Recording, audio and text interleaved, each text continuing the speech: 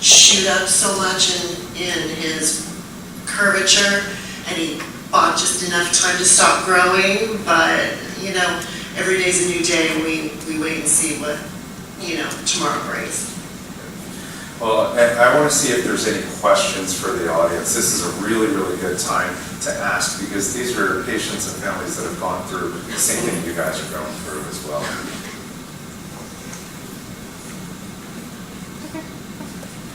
Okay, well, I want to say thank you to all of you guys, and this is a very personal experience. Thank you guys so much for sharing your experience and letting us be a part of it. All the surgeons here too, at every break, we're all available to talk to you, you know, about any questions that you might have. We don't have all the answers, but we are trying to look for them, so thank you.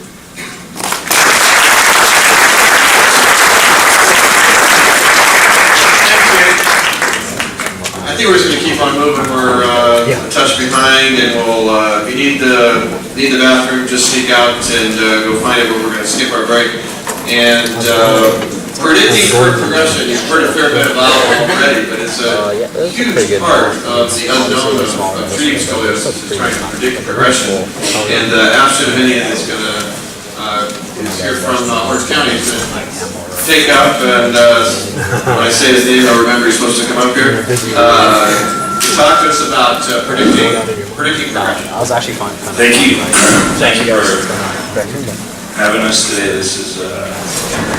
We may try to shorten these a touch just to see if we can't get caught up a little bit. But surgeon panel is next, I think. Yep. You can come on up. Shaw, Clements, Midian, and Upasani, please. As we're coming up, let me just ask, I don't think we talked all that much about complications of surgery, and I know that everybody who goes to the operating room to have spine surgery has some fear that they may be paralyzed. And it's the neurologic risk associated with scoliosis, I think, is hard to ignore. Maybe you guys could share how you express that risk to people, how you have that conversation. It's sometimes the elephant in the room that we just need to kind of get out. Yeah, perfect. So I think that's the first step, is to address it, to bring it up, to put it out there, because everyone's thinking about it, and maybe you don't want to be talking about it. Basically, there's lots of registries, like the harm study group. The SRS has a complications registry, and the complication in normal and AIS patients, so typical idiopathic patients, is extremely low for neurologic injury or paralysis, less than 1%. But there's lots of things that we're doing nowadays to monitor how the spinal cord is functioning, how the nerves are functioning during the procedure, to try to minimize that risk or try to stay on top of it. So that's the discussion. I think, well, we started the discussion that this is most likely their primary concern, and it's my primary concern as a physician. So with the modern sort of neuromonitoring techniques that we have, these risks, as we heard, they're very low, but we don't approach the next case, even if you haven't had it for the last couple hundred cases, that's not going to occur. So we start with the baseline monitoring before you start the surgery, so you make sure the nerves are working. And now with the live feedback you get during surgery, if there are some changes, you could sort of proactively change things to not have any permanent neurologic deficits. Let me just back up a little bit for people. Let me back up a little bit for people and describe this neuromonitoring that he's discussing. During surgery, all of the people involved in that you're here experiencing will use real-time neuromonitoring, where we stimulate the brain and send an electrical response down the spinal cord to the muscles, and we measure that electrical response to the muscles, and we stimulate the nerves in the arms and the legs and measure that response back to the brain. So we have a very good idea what's happening in both directions of spinal cord function, sensory and motor, and that is the neuromonitoring that Dr. Midian was mentioning. David? So we've taken a lot of cues from the aircraft industry, and the way we now approach these issues are we have checklists, and one of the checklists that have been developed is what happens if you do see something that's a neurologic change during the surgery. And just like the pilots you've seen handle these mid-air unexpected events, we have checklists to also handle these unexpected events. And so when something changes, it's not guesswork. You just go to the checklist and you go down to the checklist and you find out what happened, how can we fix it, what do we need to do, and you take care of it. So fortunately, they are not common, but they are very manageable. And we've developed these techniques that I think minimize the effect. So how do you handle the conversation? It depends on their curve severity too. I mean, if we're dealing with what we would consider routine type of surgery, I think the risk is very low. I say it's not zero. But when curves are more severe, we have serious concerns about this possibility happening in the operating room. And monitoring protects us, much like a fire alarm will protect you from your fire in your house. But we have a higher level of anxiety or stress when we're dealing with more significantly severe curves. So I think one thing about educating our families is that once the curve has progressed to a certain amount, you should really think about not delaying surgery to avoid further progression. Great. Do we have any questions? Something a little softer than neurologicals? Please. Well, I know that there are serious concerns regarding obvious problems with paralysis, but what about problems with rejection of the hardware or infection? Rejection of the hardware or? Infection. Infection. So infection, I think, is a little easier for us to cover, but what are the risks of infection that you guys quote? Extremely low, and sometimes the size of there's so many different components involved. There's sort of the child and the child's skin and the sort of their breaking out of the acne and some of the so there's patient factors, there's the hospital factor, how well they're keeping the rooms, the sterility, and then technique factors. So we have the antibiotics that we give and some of the solutions that we use during surgery to keep the environment clean, as it is a long couple-hour surgery. So with all those, now with the pre-op teaching of telling the patients how to clean their backs before surgery, taking all the necessary sort of precautions and giving the right antibiotics at the right time. With some of the solutions we use intraoperatively, luckily the significant complication, which is an infection, is extremely low for idiopathics, and I think it's probably less than 1%. So under 1% for idiopathic scoliosis, healthy teens, but can approach several to 5% or even more for some of the neuromuscular conditions, particularly if there's a paralysis associated with it, with bowel and bladder incontinence. The rates can be substantial. Rejection of the metal, Dave, do you have anything on that? So the type of metals that we use have been used for, I guess, decades in patients. And while it can occasionally occurs, it's pretty rare that the body is going to reject the type of metals we use. Much more likely something's going to happen is that either the implant may break, which happens if the fusion doesn't take, but even that's pretty rare. Or it's possible that they become disconnected. Maybe one of the rods will become disconnected with the screws.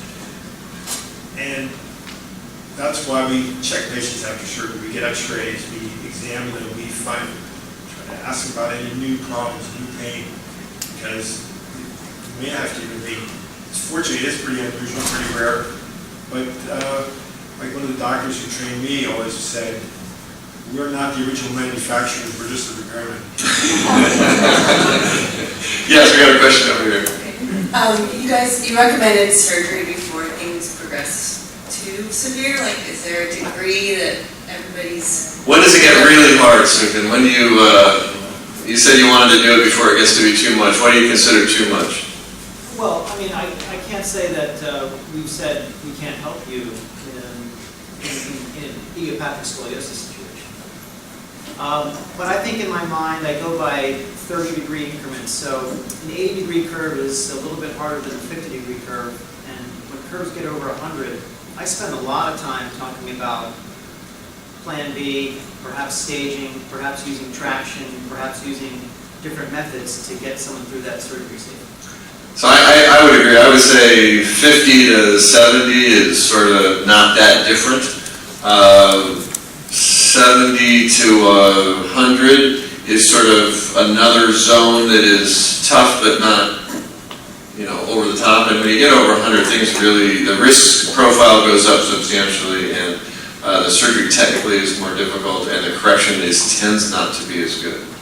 So I really try to get people to, if we're going to do it before 70. Yes, please. So there's a lot of drilling, I would imagine, because screws are put in, there's drilling that goes on. Is there any risk of bone fragments breaking away or part of the... Yeah, if you see this surgery online and understand what it takes to accomplish scoliosis correction, the forces and the mechanical parts of it are really kind of scary to see. But I don't know, how do you guys handle, I think the answer is to your question is, can those things happen? Yes, but how do we, how do you modulate the force of scoliosis correction and manage it? I think besides bone fragments, like there aren't things being sprayed all over the place. However, we have serious concerns about whether the screw is going into the right location. So training, experience, practice, volume, and some people are just better at it than others. But it's more about our tolerance of risk and whether the screw is in the right place rather than, don't get the impression that bone is flying all over the place. It's really about screws being in a safe location and then using the slow application of corrective force so that the spinal cord can handle those stresses. Okay, but we are cutting bone, we are drilling in bone, but we do it in ways that are controlled and as precise and safe as possible. Yes, one question to make. Post-operation, can the patient still grow taller, or does the surgery inhibit the spine from growing any further? Great question. So, does the spine get taller? I suppose the question could be, does the spine get taller during the surgery, and then subsequently, will the spine continue to get taller? So depending on how much growth we have left, the part of the spine that you're actually treating with the screws and rods, that part is going to be set. But the parts of the spine that are free are going to continue to grow. And in terms of, are you going to get taller? So you grow from, every bone in your body. So most of the growth comes around your knees. So your legs will get taller. So, in the grand scheme of things, you are going to continue to grow. And the non-fused part of the spine will continue to grow. Yeah, you sort of have to be growing at the time that the surgery is done for that to be true. So if you're done growing, you're not going to grow anymore. You might get a touch taller from having your curve straightened, but the straightened part that is fused isn't going to get any longer, but everything else should if you're still growing. Great question. All right, Michelle's giving us this panel's done.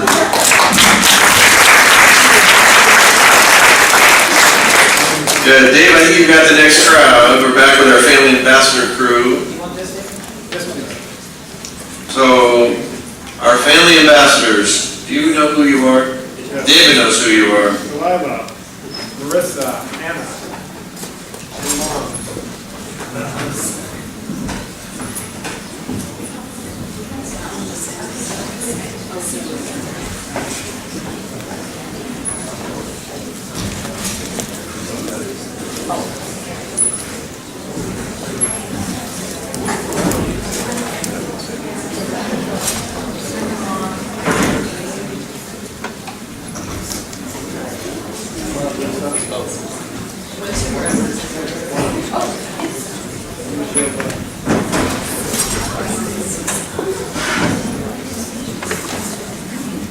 So welcome back to the real expert part of the afternoon, where we have these experts in having surgery. And so what we're going to ask them is, what was their goal of having surgery? In other words, why did they want to have surgery? And after they had surgery, did they meet their own goal for going through it? And we'll start with the patients first, and then we'll go to the mom to see if they agree or had different goals. So we'll start out with Delilah. So what was your goal of going through this surgery? What did you want to have happen? The thing that I personally wanted to have happen is I just wanted to be kind of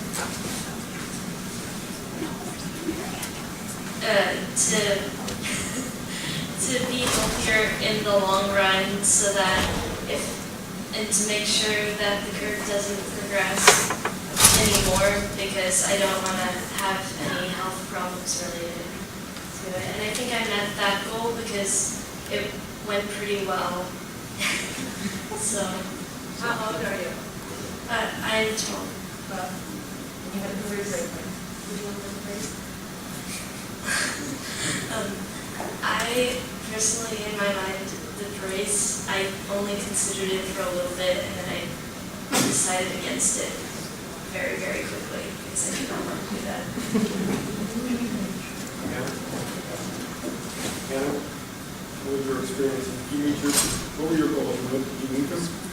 So my goal was basically just have a straight back, because I was a dancer and I would look in the mirror, because we would like lay flat kind of, and I had a hump in my back and I didn't really like that. So yeah, my goal was met because now I have a straight back. But yeah, I've always just really wanted a straight back. So I was like more excited when I was told I needed surgery, because I said that I would finally have a straight back.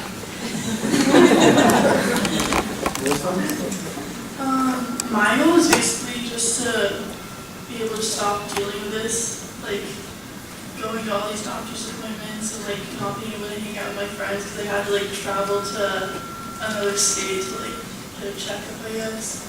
So, and I would say that my goal was partially met because like obviously I still have to go back to like post-op appointments, but like it's better than it was.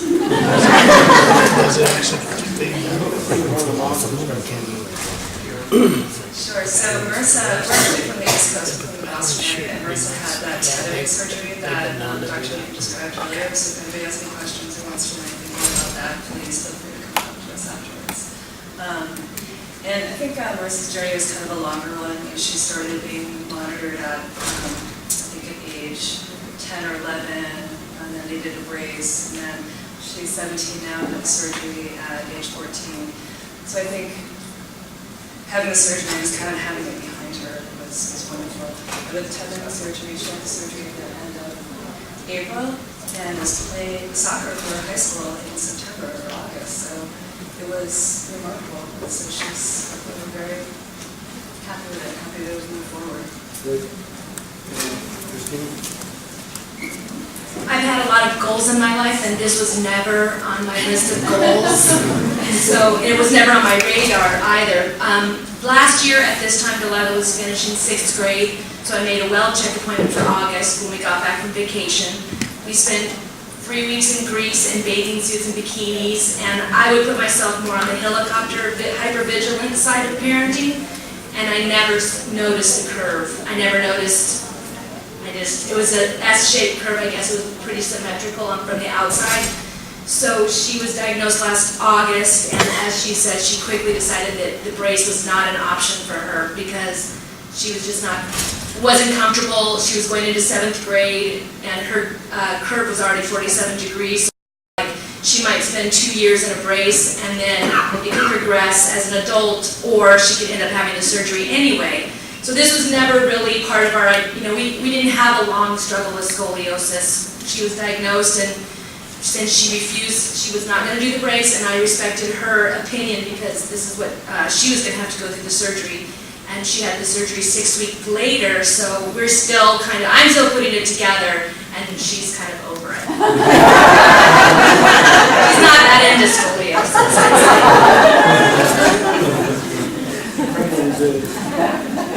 So do you have any questions for our ambassador experts up here? What it's like to go through the surgery, what they did to meet their goals? No regret.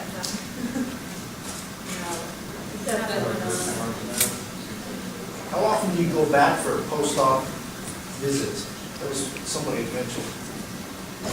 We went back, I believe, a month after, 3 months. I believe we did a second x-ray after the surgery. Then we went back at 6 months, and they did an x-ray, and then she was released from all activity restrictions. But it is hard to keep them from doing activities because she was back at school 3 weeks later, and she felt so good that she would have done other activities. So.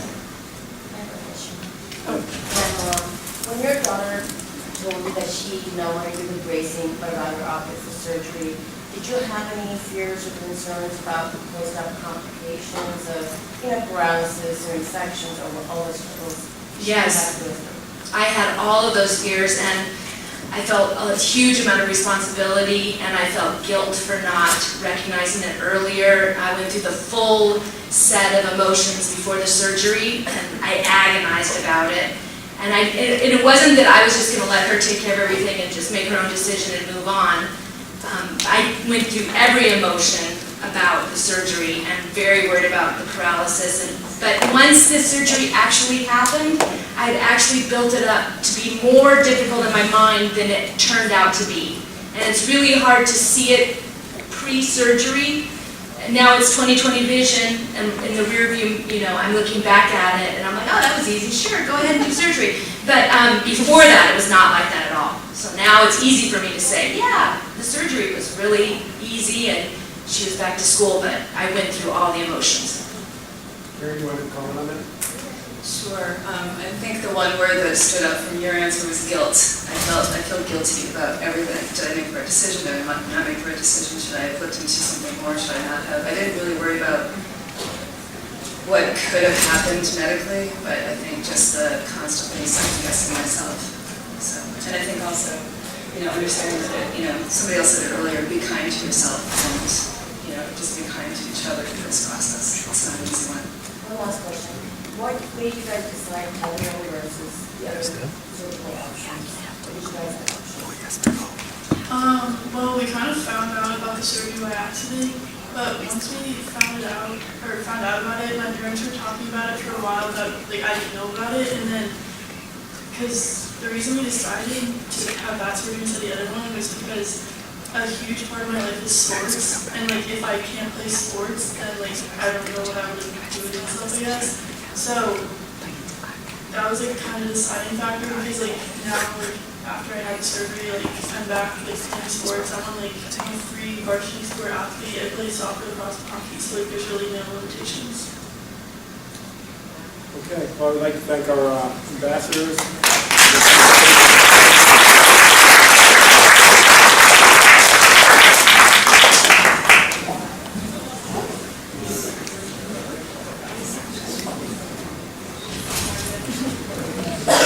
Great show, you guys. Really spectacular. Where are we on to our next spot here, Dave? Dr. Emery's back up. Megan, please. We're going to try to catch up a little bit, and I think we've covered a lot of what he had. So we're going to bring our patient ambassadors up. First one is Rachel Lian. And Rachel, you heard about already from one of her old classmates, Marisa. So anyway, Rachel. Okay, hi everyone. Thanks for coming today. So I'll tell you a little bit about myself. I'm currently a senior at Torrey Pines High School, but only for 2 more weeks, and then I'm out of I just finished the long, grueling process of college applications, and I decided I'll be attending UC San Diego, studying bioengineering, and on a pre-med track.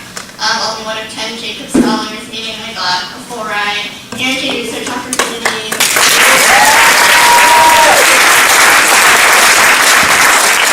Yeah, so that ended up playing heavily into my decision as well. But moving into scoliosis. So, I was diagnosed with AIS in 2013. I was in 7th grade at the time, and my curvature was about 50 degrees. Which is right at that cusp of whether or not to do bracing or surgery. So we first decided to go the non-surgical route, and I wore 30-foot back braces, did chiropractic treatments, physical therapy, Stroth, all of that. But after 2 years, my curve had progressed to 80 degrees, and at that point we had no choice but to proceed with the surgery. So I had the surgery after my freshman year of high school with Dr. Newton. Great surgeon, by the way, thank you. And yeah, now it's been 3 years, and I've been doing really well.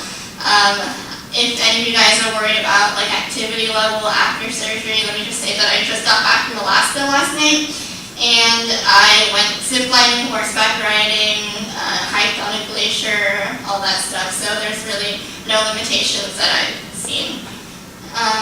Yeah, so I've been a Girl Scout for 13 years, and so for my final project, which is called the Gold Award Project, I wanted to do something really meaningful, and I specifically wanted to get involved more with the scoliosis community. So I created a book documenting my entire experience from start to end. My project advisor, Amy, is holding it up right now. So if you get the chance, you can go check it out afterwards. But yeah, there's pictures, x-rays, positive affirmations, explanations, basically everything that I wish I'd been able to see and understand before going through my journey. And it's been 1.5 years since, and I think it's helped out a lot of people so far. But I wasn't done with the scoliosis community yet. As a budding scientist, I was really interested in getting into research, so I reached out to Setting Scoliosis Straight, and they were gracious enough to let me intern with them. So over the last 1.5 years, I've been volunteering at the headquarters, and I've been getting to do a lot of really cool stuff with data and images, and yeah, I've learned a lot. I think the most important thing I've learned, though, is the importance of the scoliosis community, supporting one another, and just being there. And I think Setting Scoliosis Straight is a wonderful example of that. Yeah, I really encourage everyone to turn their pain into something better, something positive, whatever form that may be in. I used to hold symmetry as a measure of beauty, but looking back, I've come to deeply appreciate my asymmetry because I think it's built a lot of character. And one example that I've always used is that Johann Kepler, who's an astronomer, he once thought that our universe moved in perfectly divine circular orbits, but he discovered that our planets actually moved in lopsided ellipses. And these lumpy orbits were evidence of a sublime mathematical order no human had ever appreciated before. So we need to look harder to find beauty. We need a different math or a different eye to recognize that what at first appears as a lens may in fact possess a greater sense of beauty. Thank you.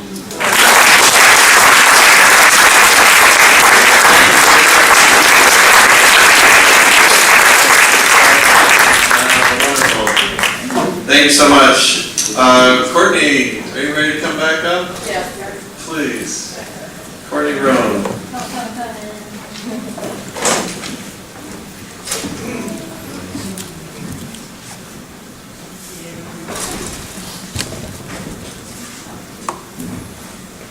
Well, hello everyone. Okay.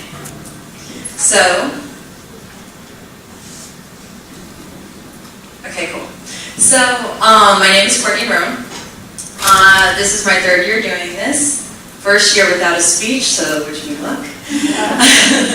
So, I am 3 years post-op. I am currently going to be a junior at Rutgers University in New Jersey. Born and raised, loving it, but definitely liking the West Coast a lot too. So I am majoring in journalism and media studies and minoring in video production and psychology. I got my surgery when I was a junior in high school. So it's pretty exciting. I'm about to make like junior in college, and it seems like the time is going by so quickly. And it really is. And what I like best about being up here is that I get to take away the unknown from you guys that I had before I had my surgery. So like I didn't have this. I didn't have like this big group session, the different stories being told, talking to doctors other than my own. And it was a little bit scary. I wasn't sure what I was going to do or what was going to happen, except for what the doctor has told me, and I didn't have anybody that had gone through it already that I can understand with. So it's really good that you guys are here, talking to one another, getting different experiences, and like understanding from others like what you're about to go through, and understand that you guys aren't doing it alone either. So I had spinal fusion surgery from T1 to L2, I had an S curvature of 53 and 36. Sports-wise, kidding, not sports-wise. So after I had my surgery, I decided to run for a pageant, partly for my grandma, partly for trying to get out there and supporting scoliosis awareness. So I ran for Miss Teen New Jersey International, ended up winning Miss Teen New Jersey International. So I was the 2016 title holder, and then at that point I decided to reach out to Setting Scoliosis Straight because it is a great organization, and it's definitely what I wanted to do. My platform was body image, finding strength within your scars. And I wanted people to know that your scars have shown where you have been, but like not where you are going. That was in Philly 2 years ago.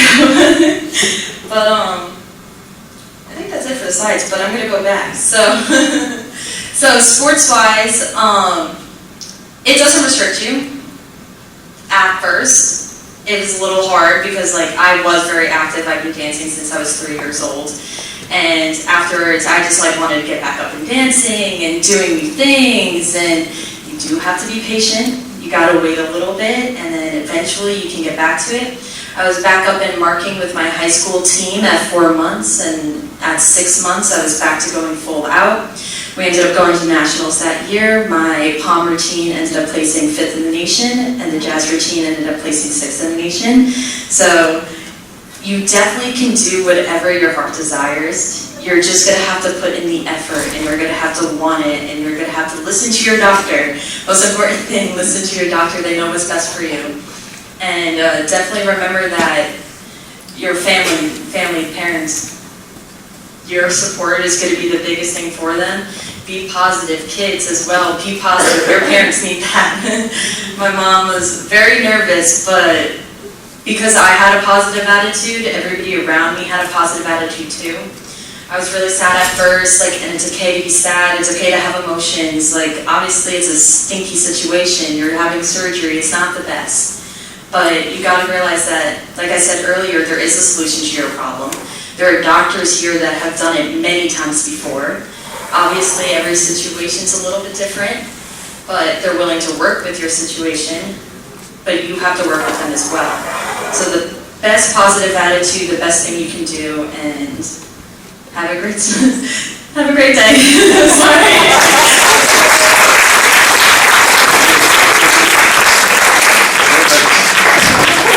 Marisa and Eric, you guys want to come back up?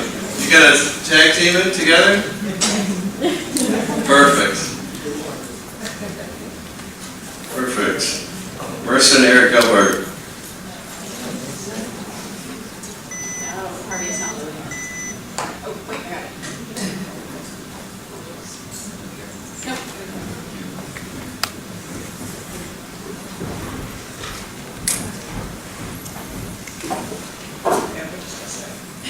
Hey, hi everyone, I'm Marisa.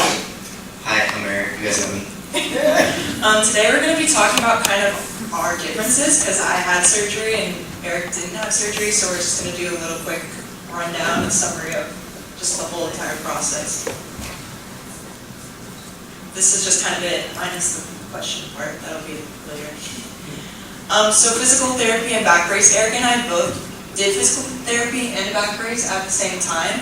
We both had the back brace for the same amount of time, about 3.5, 4-ish years.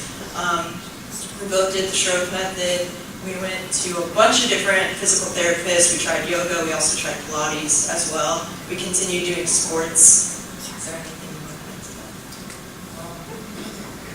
that? Yeah. Okay.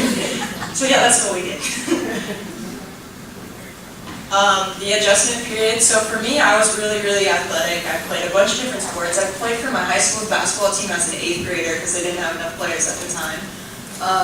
I tried playing bass guitar, I did rock climbing, I did competitive soccer, played football, I played basically any sport I could get my hands on. I would try it out at least one time. Meanwhile, Eric, talk about... Yeah, meanwhile, I'm still actually adjusting to learning how to cope with my scoliosis and some sleep issues that are probably a little interconnected. A little bit about me, essentially, I've been up for like, I want to say like probably 24 plus hours. I'm used to staying up for sometimes 48 plus hours, no sleep at all. And that's due to pain sometimes, you know, anxiety and depression, other things that are attributed to dealing with the radical pain I deal with. So my adjustment phase right now is simply kind of learning how to go through my life without playing my drums every day, the thing that I love the most. I have to pace myself. I have to do, you know, yoga every single day in order to simply get up and even to be here and talk with you people today. It's a big adjustment, losing something that I really love. Not exactly losing it, but not being able to do it every day. So just the whole, there's a massive adjustment phase for me, and just not being able to have something I love. But that adjustment phase is, I can conquer that as long as I keep a positive mental attitude throughout everything I'm going through. Oh yeah, and this is my spine right now. Actually, it's about, I think this picture is about 3 years old. I have around a 50 to 60 degree curve, give or take. And yeah, it definitely inhibits me playing drums. I basically play through a pain that feels like a hot or freezing cold knife going straight through my muscles. And it's intense, but I feel like it's worth it to have this emotional expression. Playing drums, as you see, I would play drums any day throughout any pain I deal with. So this is my life practically now. When I had to quit playing sports and I couldn't really run or jump or anything anymore, most of my friend groups came from me playing sports, so we would usually meet at practice or play after school or play in tournaments, whatever the case was. And then when I had to suddenly just kind of quit, I kind of lost those friends. They didn't do anything wrong, I just didn't really have much to relate to them anymore, and they were busy doing their thing, and I was busy doing physical therapy.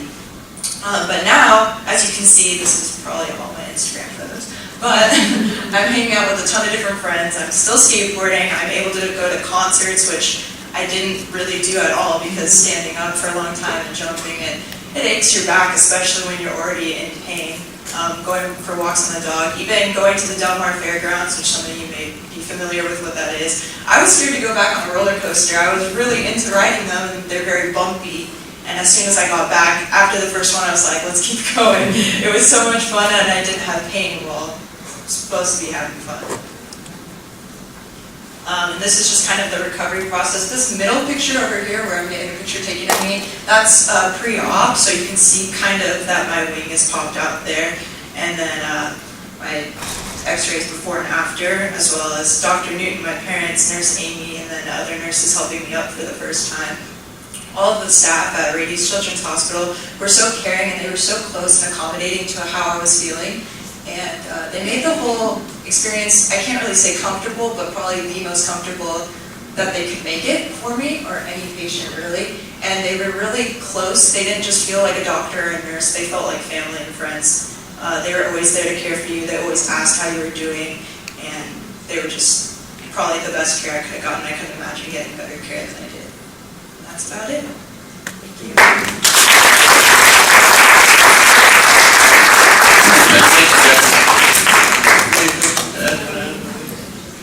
We had just a couple of final words for this session. I just guess I would like to say the takeaway for all of you should be that everybody's different. Everybody's got a different curve. They got a different circumstance. They got different treatment options. And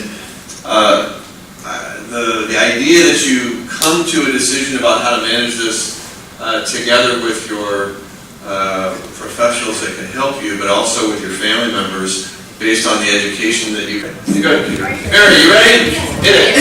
My name is Mary Gibbs. The PowerPoint isn't working. I did it on my Mac, but but you guys are just gonna have to go check out my Instagram and my website on your own, which is fine by me. So to start out, I got diagnosed with scoliosis in 7th grade in my PE class, and we followed it for a few years, and it was progressing pretty rapidly. And even as it slowed down, it was still projected to progress about a degree a year. So we just figured, might as well go for the surgery. I was a gymnast and a cheerleader before though, so it definitely took a lot to take that step. You know, the weeks leading up to surgery, the weeks after surgery, it's a really vulnerable place. You don't know what's gonna happen, you don't know what you're gonna be able to do. But in those situations, in any vulnerable situation, the only thing you can control is your mindset. And I didn't go into surgery thinking, oh, you know, I might be able to run again, I might be able to swim again. I didn't put any limits on myself. I went in saying, no, I'm gonna rock climb, I'm gonna do acrobatics, I'm going to do yoga, I'm gonna still try to do gymnastics. And you know, I definitely did just that. And from the first week, I was able to stand by myself. The first time I was able to stand by myself, I started doing yoga. So yoga is really what helps me. Right here. This is all I could do. You know, I couldn't do anything. Everything was super modified. And I just did it every day. I stayed active. I bought myself 5-pound weights. I bought myself a resistance band. After surgery, I moved around a lot. So I actually didn't see Dr. Yaze as my surgeon, best surgeon in my opinion, but didn't see him for 5 years after surgery. I didn't go to physical therapy. I didn't do anything. All of it was me intuitively with my body. You know, what muscles need strengthening, what muscles need stretching, and you know, I had pictures of it all. But the Scoliosis Diaries was my YouTube channel, and I documented it a little bit, and you know, just resistance bands and small exercises like that. But again, the biggest thing is just the mindset, going into it, knowing that you can do anything. 2 months, not recommended. Probably wouldn't have done this if I was seeing my surgeon, but 2 months later, I did a handstand. I tried to do a bridge. You know, was surfing, and now, you know, I could hold a handstand for over a minute. I could deadlift 250 pounds, bench press 135. I'm able to balance on one hand on hand balancing canes, and acrobatics, do aerial silks, and do flips down that. And, you know, maybe my back, yeah, I can't do a backflip. I can't, you know, arch back as much as I could. But again, think of the bright side. Because of this metal rod, I'm able to hold a handstand. And with a straight back, I think that, you know, definitely helps me hold a handstand. So again, just looking at the positive and knowing that you can't limit yourself, and just being thankful. And I'm so thankful for the surgery and the experiences around it, because it has transformed my life. I'm now a yoga instructor because of it. I'm a personal trainer. I started a business, Revival, comegetrevived.com. And it's personal training and yoga and life coaching, and really just coaching people how to have a positive mindset through anything, not just surgery, but because I had surgery, I do work with post-surgical patients. And so just opening that up, and just thinking of it as a whole lifestyle thing, staying positive, staying active, and just knowing that you have so much potential, and even with 20 screws and 2 rods in your back, you shouldn't limit yourself. So, yeah, thank you.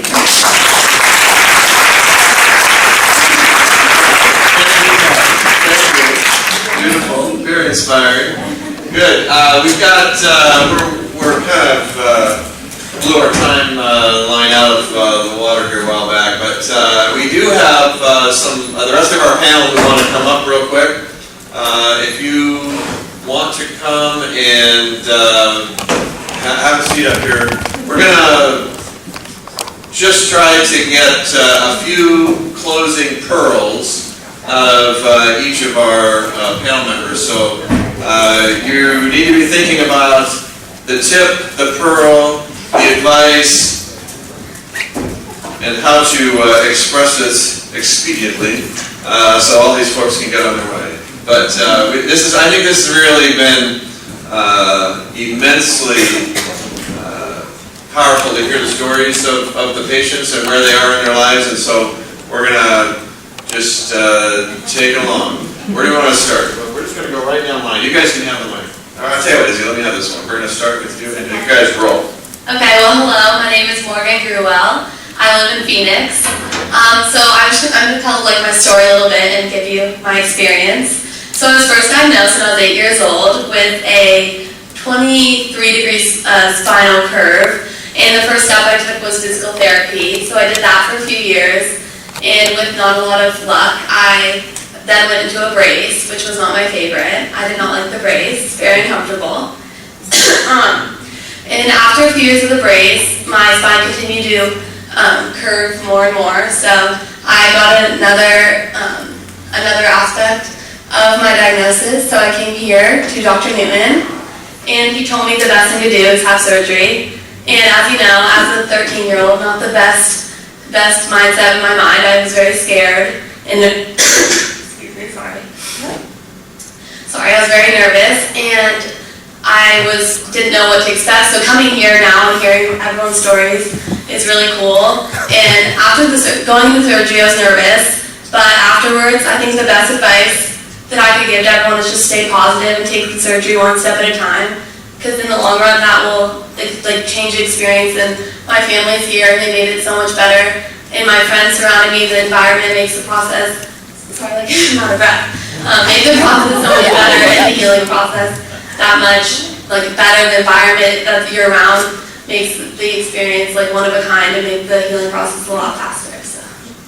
Thank you, Margaret. Hi, I'm Rosie. I am 24 years old. I was first diagnosed with scoliosis when I was 15. I too had a 23-degree curvature, and I came and I saw Dr. Newton, and he said, okay, we'll wait a year and check it out. Then, about 9 months later, I came back, and my curve jumped to 37, and it progressed, and it kept progressing. I moved to New York for school, and came back and had my surgery after my freshman year in college, which was crazy. I didn't know anything about surgery going into it. I didn't want to know anything about surgery going into it. I flew back 2 days before my surgery, went and saw Amy and Dr. Newton for my pre-op. I think Amy gave me some videos to watch. I didn't watch them. And actually, looking back, I think that was the best thing I could have done for myself. I let my parents worry about it. I went into surgery, I didn't know anything. I went in with no expectations. And the only thing I didn't know was I was a ballet dancer. I danced with a company all through high school and into college, and I knew that was kind of off the table for a while. But after surgery, my mindset totally changed, and I was able to get into different hobbies, and I'm now studying and finishing my license and master's in architecture, which is pretty awesome, and I am a certified Pilates instructor, so things are going great. I think my best advice is to just be positive, keep moving, and don't watch YouTube videos.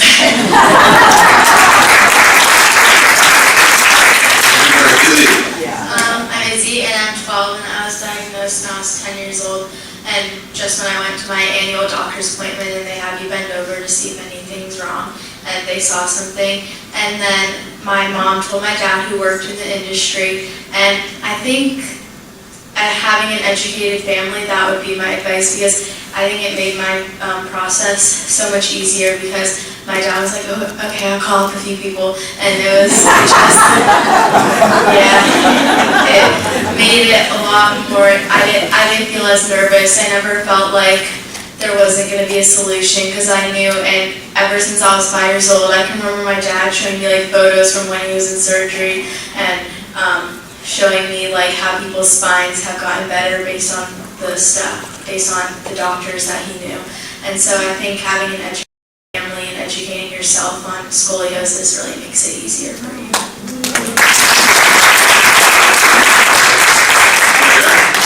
Anyone around 2, 3 with me, or pass it on for time's sake? Sure, pass it on if you think you're good. I think we'll pass it on for time's sake, but take questions at all times. There you go. Thanks, Eric. Yeah. So I'm Marisa. I'm 17 right now, and I was diagnosed in 6th grade, I think. It was a combination between the school, wellness, you have to bend over, and at the doctor's. And so when I got diagnosed, it was about 20 degrees, and I had 2 curves. And so they were like watching it, but they were like, don't worry about it, like it probably won't get to like surgery, like you're fine. And so then I went back a few months later and it progressed to like the high 30s. Like it progressed like really quickly, so they were like, oh, we need to do something about that. And so I began Schroth, and then it started working, and then so my curve got better. But then I thought I was like fine, so I stopped doing it as much, but then it came back because I stopped. And then I was put into a brace and Schroth at the same time, but I never wore my brace because I was like self-conscious about it because I was a freshman in high school. And so then it progressed to like 50, it was 49 in the thoracic and 51 in the lumbar.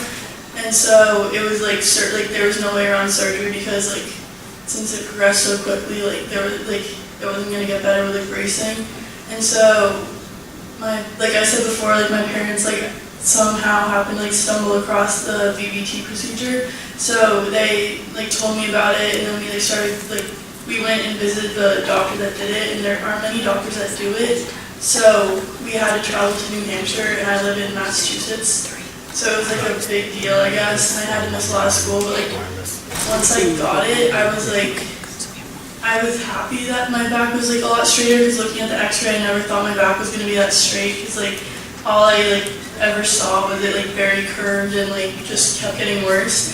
And so since there isn't a lot of like research, or there's a lot of research, I meant like data, like long-term data on my procedure, I was kind of nervous about how it would like hold up in sports. So just like my confidence in like the hardware, I like made my mom get me like a brace that I could wear while I was like playing sports. But now I'm like totally fine and I don't have that much back pain.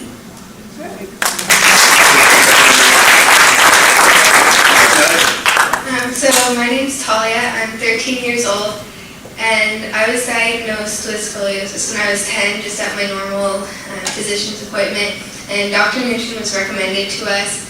So my first x-ray showed an S-curve. It wasn't super bad, but Dr. Nugent recommended a Boston brace. So we got that made, and I went through about 3 braces in a span of about 2.5 years. And after the summer of 2017, my curves had gotten much worse. I had almost 50 degrees in my thoracic, and there's also a cervical curve showing up. So I had surgery just this past December in 2017. So I'm still recovering from that, but my 2-week appointment is, or my 6-month appointment is about 2 weeks away. So I'm almost back to normal, so.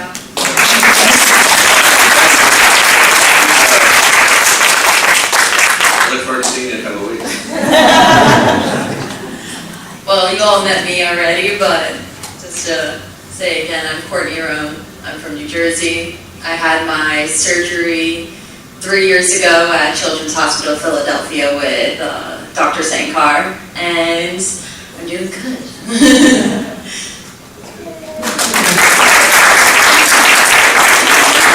That's as short as she can. I know, you never know. Okay, I have a parent perspective. Courtney's my daughter, and you know, the best thing I can tell you is educate yourself and communicate well. There's plenty of information, there's plenty of family, there's plenty of people here and here, all willing to speak. Don't feel like you're going through this alone. You are not. Whether it's with your physician, whether it's with anybody on this panel, anybody at Setting Scoliosis Straight can hook you up with any of us on the panel. We're all here. There's a lot of information. I'm sure you feel a little bombarded today, but just know that your journey is your own. Make it your own. Stay positive, stay educated, stay in the know, and you'll be just fine. This is something that's fixable. And there is more than enough information out there. Granted, it's not our 50-year goal, but we hopefully will all be together in 50 years and getting the answers, or at least setting in motion answers to make sure that, one, people know and are not afraid of scoliosis, taking away that fear of the unknown, and knowing that you're going to be fine. Just find the right course that works for you.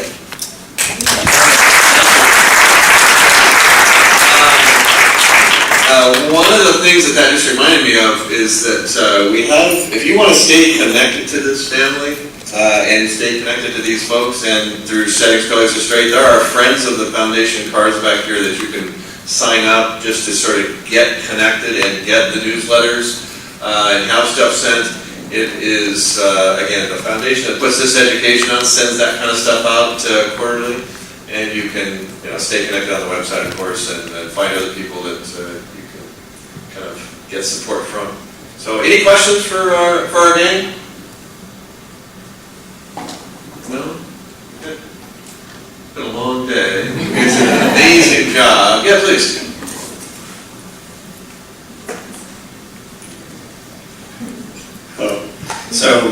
Thank you all. Thank the whole group here.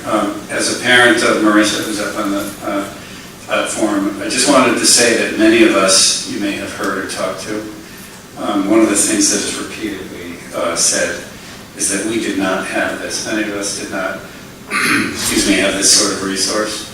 And now seeing it and hearing these perspectives and those who are trying to learn more, this is really remarkable, so take advantage of it if you can. It's terrific. Yeah, thank you very much for saying that.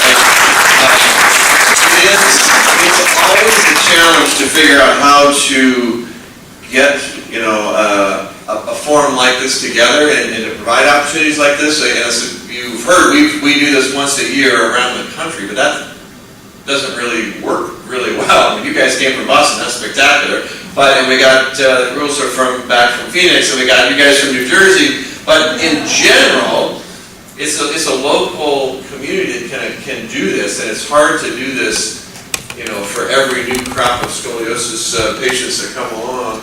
And finding ways to sort of make this bigger and interconnected.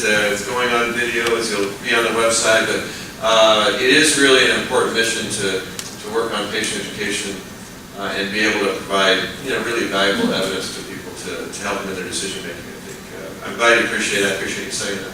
Other questions for anybody? Good. Well, I think we'll make it a wrap. Bert, do you have any closing comments? No, just thank you all for coming. I think, and I think all of us, faculty or surgeons, all the people that we would all learn something from here. We would all learn from all of you as well. And so I just want to thank you all for coming, especially the patient and parent ambassadors. Yeah, thank you also to the Setting Scoliosis team who really had a vision.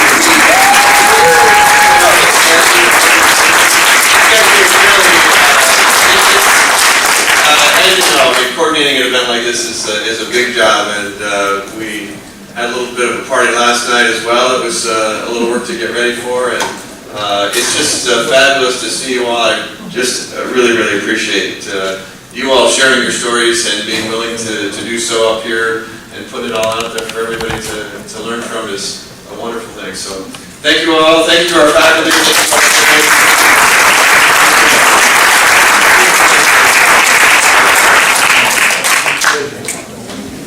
Good work.